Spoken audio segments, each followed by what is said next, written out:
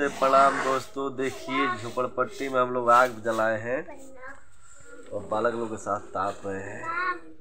हाँ, हमारे बालक कर रहे हैं प्रणाम प्रणाम दोनों लोग। और आप लोग आशीर्वाद दुलार बनाइए, बहुत अच्छा लगता है जो आपसे लोग से हमेशा जुड़ते रहते हैं, हर एक पल की खबर देते रहते हैं। हाँ, ठंडी में कहीं जा नहीं रहे, तबीयत खराब हो गया है इस समय, सर्दी जुकाम हो गया है हमको। अपना सुनाइए, हमको तो लग रहा है बस आप लोग ठीक ही होंगे। ठंडी में थोड़ा सा बचिए, सभी लोगों को बचाइए, बच्चे लोग संभाल कर रखिए। मौसम बहुत गंभीर हो गया है, कहीं आदमी जा नहीं पाता है, आना जाना बंद हो गया है।